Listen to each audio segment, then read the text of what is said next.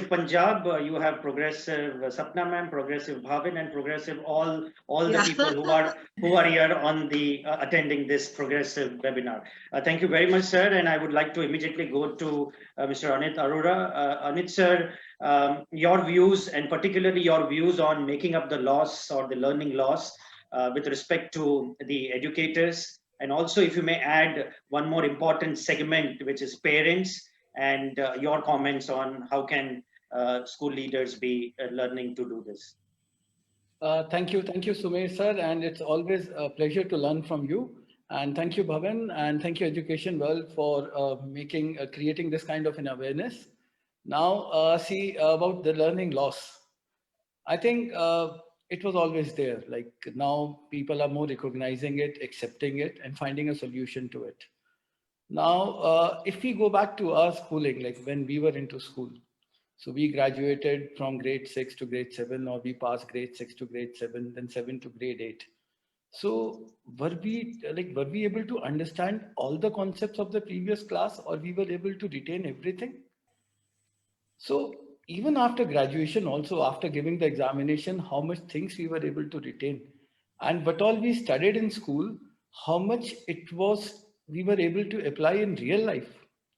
So this is a very debatable question about this loss. I would personally say that it's academic loss, but it's more of an emotional loss. It's more of a connection loss, because the child learns from environment. They learn from their friends. They learn from the society. They learn with observation. They learn with collaboration. So that is the major loss which has happened. So according to me, learning few concepts or by hearting few concepts and giving the examination, that loss can very easily repaired. But if you want to actually understand the loss which has happened, believe me, it's like an economic crisis. So the way the crisis, we need to come up from an economic crisis, we need to come up from this educational crisis also. Many of these students, they are totally lost sitting back home, and some of them would have excelled through this online learning, but some of them were totally distracted. So we cannot blame them for that. So now looking forward, as Bhavin has very categorically told, that we need to come up with certain solutions. So I think the number one solution is accept that there is huge emotional and academic loss. Second thing is which we need to understand, that if we don't overcome this loss, it is going to affect the economy, because education is directly or indirectly connected with the economy, because these kids with future, they'll take up jobs, they'll go to colleges, they'll give up some competitive exam. So it is going to have a deep impact on our economy. So if we need to save our economy, we need to come up with those reforms with all the limited resources we have. Now, how long it is going to happen, how long it is going to take, believe me, we'll get through this, but not without scars. So we need to accept this, that we may overcome this, but there would be scars, there would be baggages, which we accept, and we need to move forward. Now, first thing, see, we need to understand that what is the way forward. The first way forward is welcome all students. Let them enjoy coming to school, because there would be many students, those who would be coming to school for the first time, especially the students in nursery, KG1, KG2. So that would be their first interaction to school. And many of the new students, those who have taken admission for the first time, or they got admission in the month of March, and then immediately the lockdown started, and they have never met their teachers physically. So first thing is, we need to welcome them. We need to actually understand that they are also coming out of that crisis. So patience would be the key thing, that we need to be very, very patient, and we need to be very, very supportive, and we need to be collaborative. We need to remove fear from them. Now, if day one we invite students and we create all the fear that you have lost this, you have lost this, they would never enjoy coming to school. First thing is welcome that. so that they should enjoy coming to school. They should enjoy the environment. Give them some free time so that they can interact with their peers, do some kind of a bonding exercise in the classroom where they can bond well, create some awareness, mental health, so that socially they are also able to connect. Because Or teachers to be more empathetic while you yes, welcome and exactly, when they are there. exactly, So exactly. I get the emotional and the patience which is going to be built up. Teachers have to be more plunging in the empathetic Exactly. level while they welcome. Exactly. Exactly. Like they cannot be more transactional that only curriculum or syllabus. So that is why I was focusing on this. First thing is this. Second thing, which I personally feel that every child, like grade 5 onwards, they should undertake an ability test. So that ability test should happen in the school so that we can understand their learning gaps. That, okay, now once they give an ability test of all the curriculum, so we'll come to know, we'll have a database that, okay, this X student, they have got a learning gap in maths or science or maybe any subject. Then we need to have a very concrete, structured plan how to fill that learning gap. It can take 1 year, it can take 2 years. So we need to be very patient about it. Then coming to the examination, especially we cannot do anything for the board examination. It is beyond our control. But below that, that examination has to be more flexible. We need to give them freedom and it has to be fear-free environment. And it has to be more personalized. Now, suppose if I'm not able to understand something in mathematics, so allow me to go to the next class, but I'm going to keep terms with my previous class, and maybe I'll take up that particular concept within next 6 months or within next 1 year. So nothing wrong in that. So this kind of flexibility has to be provided, and every school has to use artificial intelligence software for this. Maybe some kind of online resources which would actually supplement these child to move forward at their own pace. So this blended thing would continue. This blended thing may continue for a year, 2 years, 3 years. So we never know, because now we always wanted a change into the system, but teachers were not changing, schools were not changing. But believe me, last 10 months, we all have changed drastically, and that change is really for good. So I would say that it's a blessing in disguise that now teachers are technically more sound. Students have also accepted to learn online.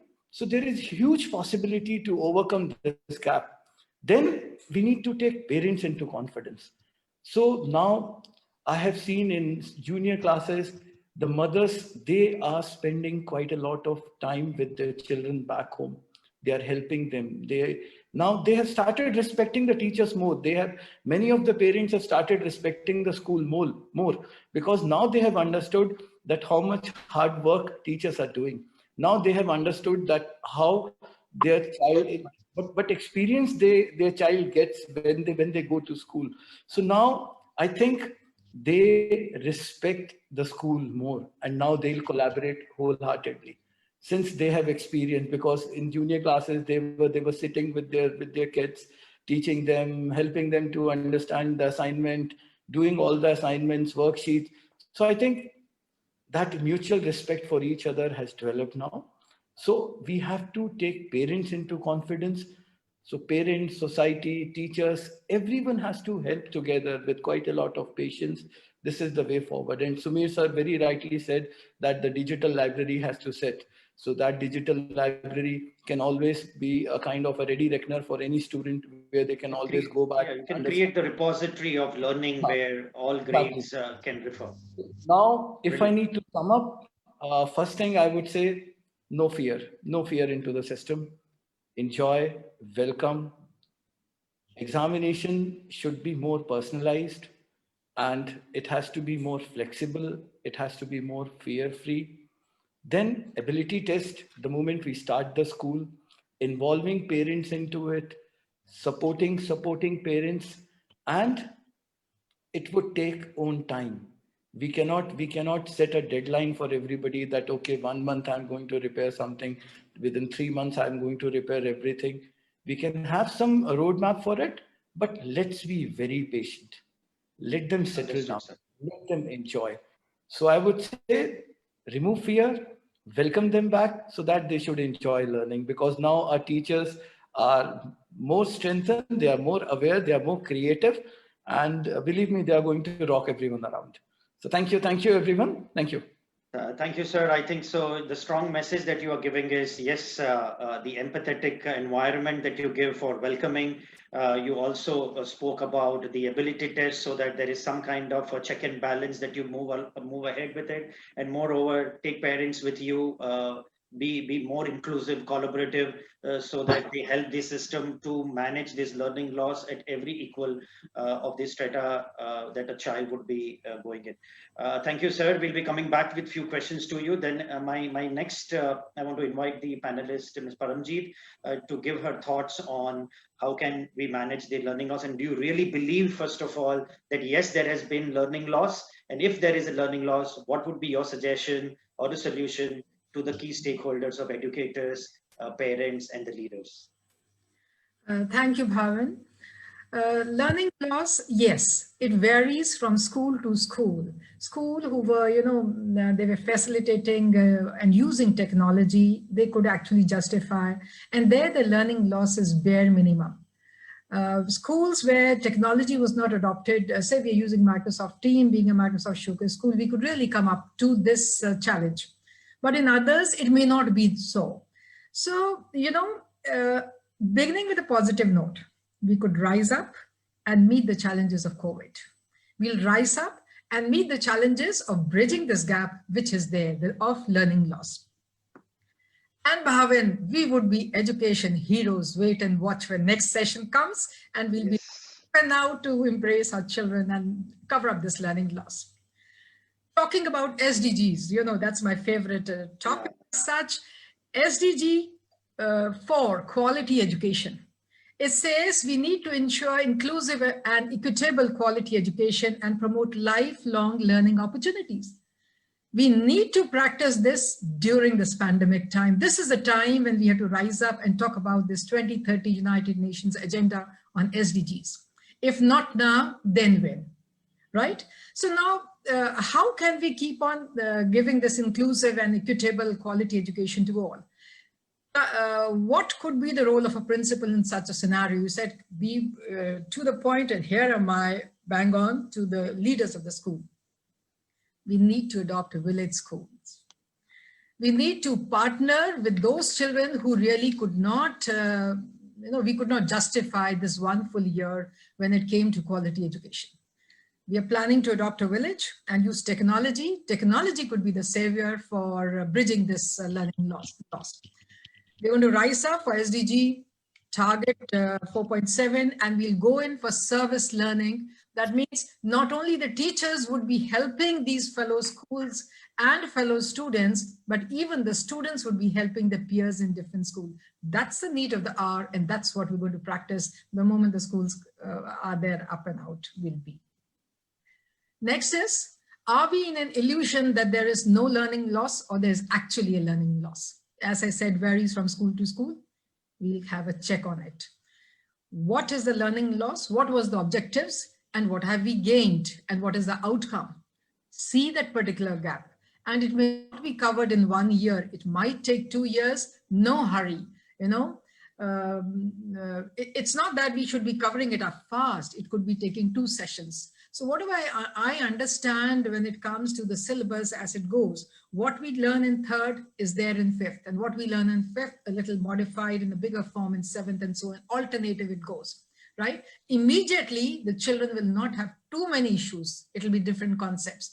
But during this particular coming session, we need to cover up that which we have missed on, so that the next session after this would be smooth sailing for all our children.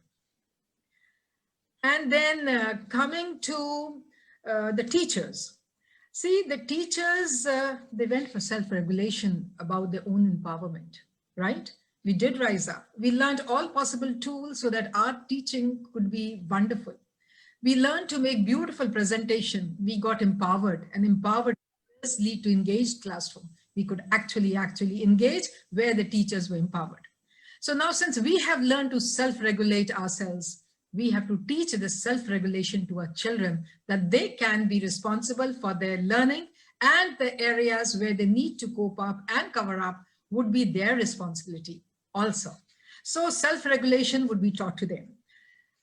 We did take care of self during this session. We had well-being calls, social and emotional learning. The call was specifically to listen to the child. What happened during the day? Are you all right? Everything okay in your family? Oh, ma'am, let me take you to my room. This is what I've drawn and this is what I've put up. We were taking care of self, and that needs to continue. It's not pandemic over, cell over, you better listen to me.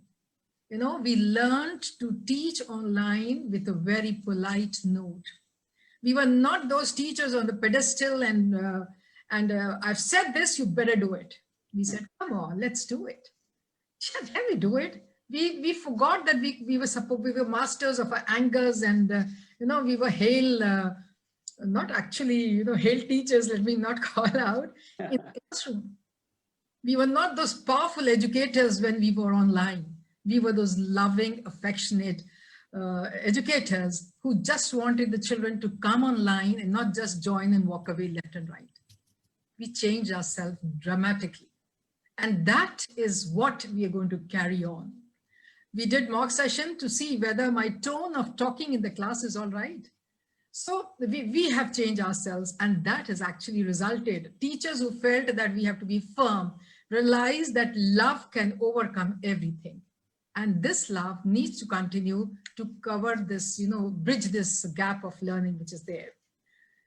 And then coming to the parents, parents ambitious, they were then, they are now, they would always remain. What they could not be in their life, they always want their children to be. That's the type of Indian culture we have. Main to doctor nahi bana, mera bacha to banega.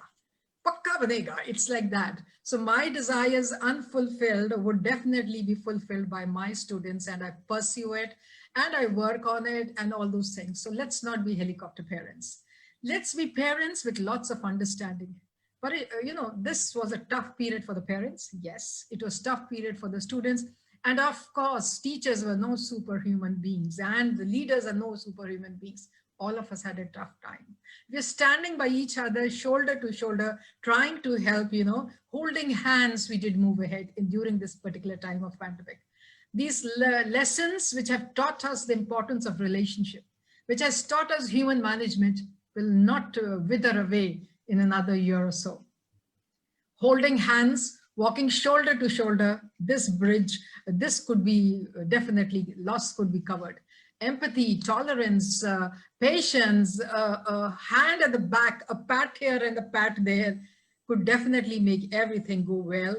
And SDG 4 is important, and the entire nation needs to work so that we bridge the gap, not only of a neighborhood, but of a country. That's important. Economy and education, everything is being linked up. Education and social emotional learning is being linked up. Everything is there, it's all linked up. Human relationship went astray. We started doubting each other. But at the same time, it's such an opportunity time when we learned so much. We started respecting what we had. We started valuing life. We started valuing health. We started valuing everything. So, looks odd and absurd, but thanks to COVID, who made us real human beings. And these human beings are going to continue in the years to come and take care of each other. And we educators would be education heroes, taking care of our children and take them to the pinnacle of glory, to a place where they rightly deserve. That's all from me. Thank you, Paramjit. Thank you, Paramjit, ma'am. I think so. You sounded very confident when it has to be coming back in with full edu heroism, where technology is your powerful tool, sustainability that you have already mastered, and no better time than this to bridge that gap. And moreover, I think so the human management that you are talking about whenever needed to bridge this gap will be the key to to make up for the learning loss. Thank you very much, ma'am, and that was quite confident about you to bridge this. Let me now invite Nutan ma'am, who has been very pivotal in bridging this gap when students, and she has been planning about when students are going to be back in the school, how and when things are going to be bridged to manage their learning loss. And ma'am, your comments on how educators, parents, and particularly also if you can touch upon the segment of students who are appearing for the board exam, what is the anxiety level and how they are going to bridge the learning gap. Ma'am, over to you and your suggestions, please. Thank you so much, and good day to everyone. It's been absolutely enlightening to listen to such esteemed panelists, from the different sectors of education. And the figures are very daunting, actually, when they say around 320 million students in India in the school age going groups have been impacted. And they say 90% of the world school going children in this age, one particular age group, that's almost like 1.6 billion is the estimate of UNESCO, has been affected. Yes. I mean, if those are the numbers, then it is very threatening to begin with. And one doesn't even know as of now, as to the amount of loss that has happened, or has there been any loss at all, and that how long it's going to take for us to define this loss and then overcome this loss. But we are in the field of education, and way forward is what we are trained for. Optimism literally runs in the veins of the teachers, I guess, in any part of the world. We're very optimistic about it. But I just also felt that before we go on to address the question that you've raised, Mr. Shah, I would just like to, bring to the notice as to why this question is so serious.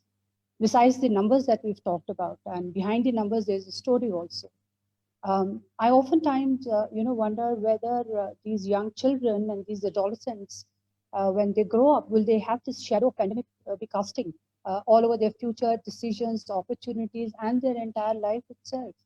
And if that was to happen, that would be a damage which is very difficult to, ultimately take care of. And we don't want that kind of a damage to happen at all.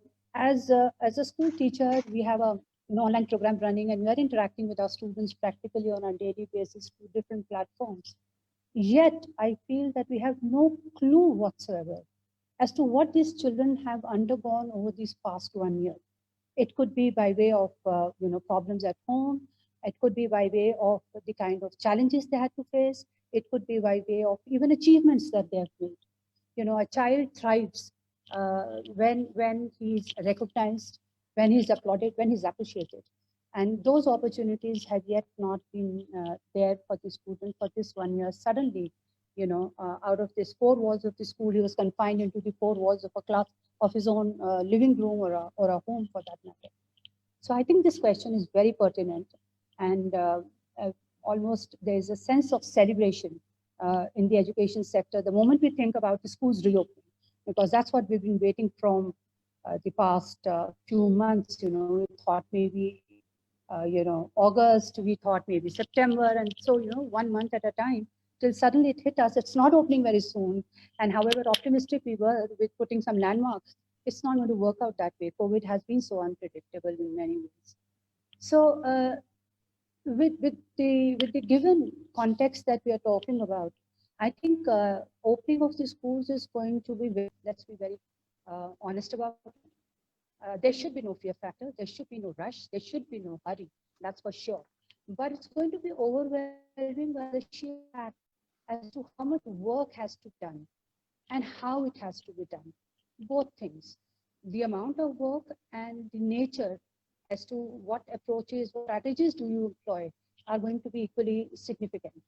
And before we move on, I also touch upon the fact that yes, we all there has learning loss. We may not know the depth and the spread of it yet, but we know there is a learning loss. So we also cannot get recognized learning gain that has happened over these past few months. Tremendous. It's been amazing the way students and the teachers and the school, the entire education sector has gone through a paradigm shift. The strategies, the tools, the technologies, the apps that are being used in the classroom for purposes of teaching, and how well the students have caught up with that. I think all of that is very admirable. And when we talk about how do we make up for the losses, we begin with this. We do not want to unlearn all that we have learned this 1 year, whether it is the use of technology in the classroom teaching, or whether it is the use of students having access to different mediums to express their understanding or their perspective on whatever is being taught. So I think the biggest thing that we all need to keep in mind is that when we reopen, we don't want to go back to where we started from in the month of March 2020. You see, we don't want to go there. The classrooms will not be the same as we left them. These classrooms are going to be having students who are wearing masks. The teacher would be having a mask. The health, the hygiene, the physical distancing, the COVID appropriate behavior is going to not cast a shadow, but definitely lead the all kind of activities that we do in our school, for example. The teachers would have to undergo a major learning curve all over again. They will have to be trained to understand the psychology of the students who are coming back now after a year. Some of them could be withdrawn now, some of them could have become extroverts, some of them could be dealing with certain anxiety issues. Now, teachers can't walk into a classroom and say, well, listen, you haven't learned anything last year. I have a lot to do with you, and I don't care what's happening with you in your personal life. I think that line and that approach will have to be abandoned completely. Teachers will have to be there for counsel as to how do you deal with a classroom full of students coming from various different emotional perspectives, standpoints, and God knows, as I said, what all have they endured over this 1 year. Sometimes even COVID in the family could have had a very damaging effect on the psychology of these students, because there's so much of fear factor that's revolving around it. I think central to our understanding of what we do when we reopen the school is to take care of these children with the kind of backgrounds that they're going to be coming in from. And yes, of course, because learning is an issue right now and the kind of loss that has happened, still no studies on it. I think we'll have to begin with a pre-assessment. The teachers would have to be ready with a diagnostic test, that will tell us where the students are and where we want them to be. That teachers will have to continue with differentiated instructions as they have been doing in online sessions. So it simply means students where they are and to take them to where you want them to be. Now, they may sound very simple things, but I think they may not be very, earth-shattering kind of solutions. I think these are the ones that are practical. These are the ones that are realistic. And these are the ones that are going to go home to a student and make a difference to him or her. So I think I'm just working on the kind of an actual ground reality. What happens when a student walks in after a year? So these are the kind of things that we should be, walking into. Teachers will have to definitely prioritize their content, their curriculum. Teaching strategies would have to undergo a major change, because you would have to be dealing with the prerequisites while you are teaching the curriculum of that one particular grade specific expectations. So there is going to be that huge gray area where a teacher would have to walk in. And if she goes unplanned, it's going to be a problem. As a school, we all need to come together to understand what teaching methodologies are we going to use and what content is more important at this point of time, and what it is that from the previous learning we need to bring into our classrooms so that future and further learning keeps happening. And yes, school is all about content and curriculum and textbooks, so you can't have this out of the equation. But to say that teaching content is learning, that would be wrong. We all agree on that. We've been talking about social, emotional, and of course cognitive skills that a student needs to have. So, we would have to undergo a major change over here. Parents, I guess, will have a bigger role to play in this reopening of the schools, because, they are going to be demanding the same kind of marks that the student had before the COVID hit. Or in fact, the same kind of marks that the student got during the assessments that took place online. And we all know in many cases, they're highly inflated and artificial in nature. So, the parents will have to be also counseled that when a child comes back to home from the school, he should be walking into a welcoming home, not a mother who yells and shouts, well, you had a party last year, now time to sit down, change your clothes, sit down, study, and you need to get good marks. So I think parents need a lot of counseling. They need to become partners with their children. They need to be there to make sure that they're around the child when he feels overwhelmed or threatened with the amount of expectations that the school has by way of subjects, even otherwise. Give him opportunities. Tuitions are definitely a big no-no for this one school year. Whatever marks a student may come home with, the tuition is definitely not going to be a solution.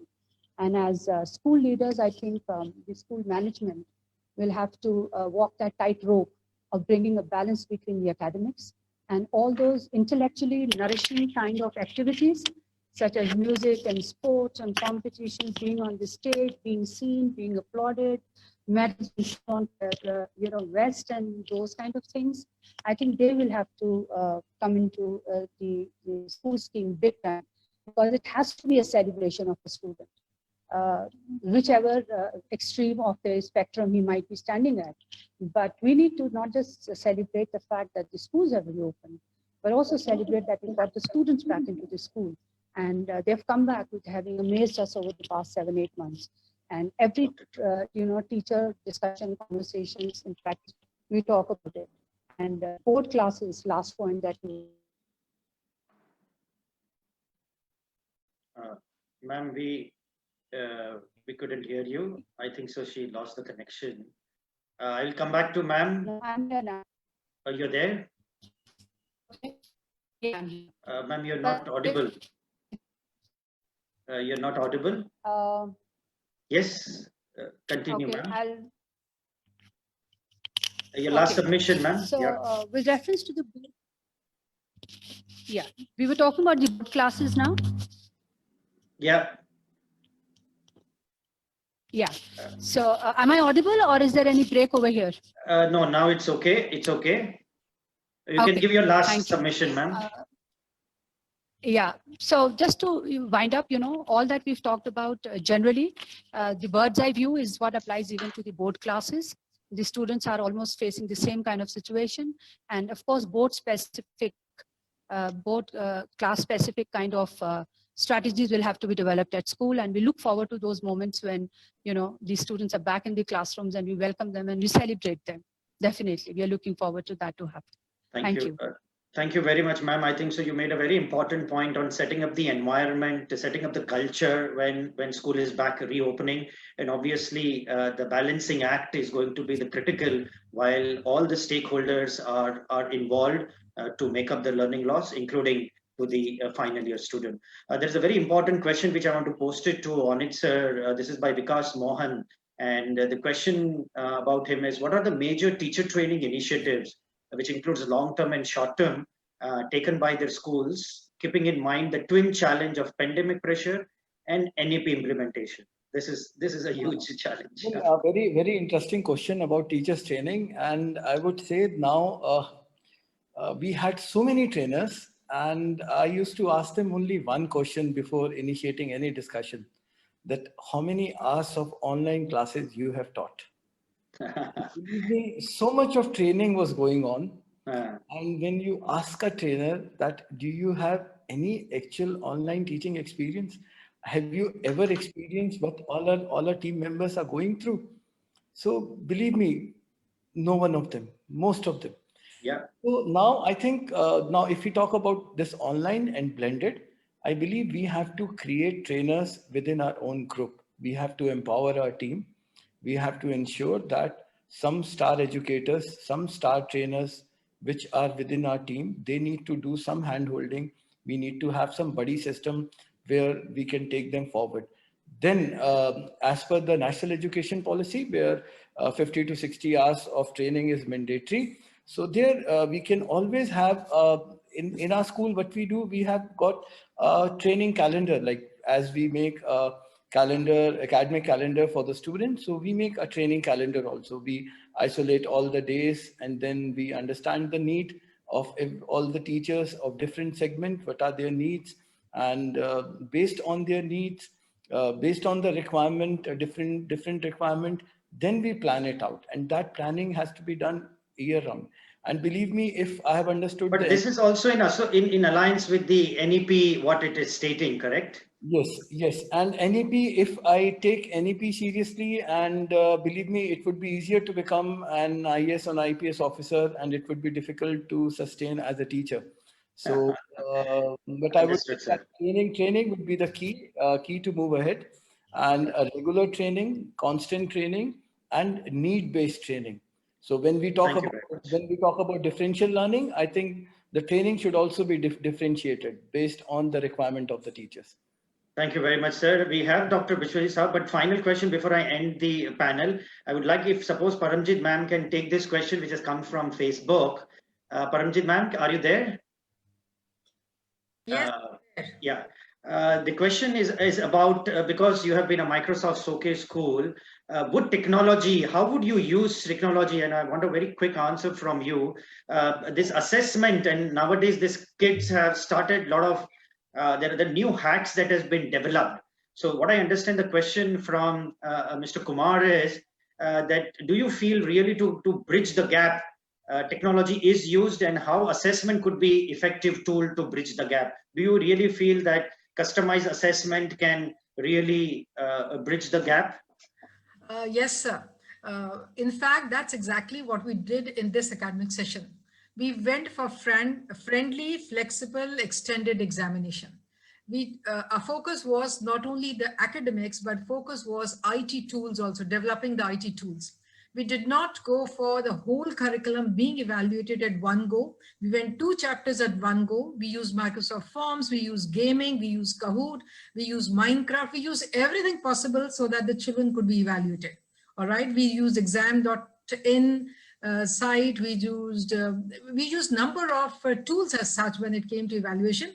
And we also went in for developing the 21st century skills, where collaboration and skilled communication are one of the 2 skills which they need to develop. And then also self-regulation, and also finding solution to real life problems is another skill. And that we all have practiced, because of COVID, we all have practiced real life problem solution. It is possible to the gap. It is possible to evaluate. We have done it for all classes. The evaluation would be online. Our children are not keen to come to the school, and nor are we keen. We are also in Punjab catering to children from 65 villages, all IT savvy, all teachers empowered. Still, we go for online. We don't go for having face-to-face evaluation. Thank you very much. Thank you very much, ma'am. That's something I think. So we are also going to hear from Dr. Bishwajit Saha about various skill development that is CBSE planning it. So I would like to end up this panel and on an important topic. Thank you very much, all of them. Dr. Sumer Singh, Anit Arora, Paramjit ma'am, and Nutan ma'am. Thank you very much for having this wonderful conversation.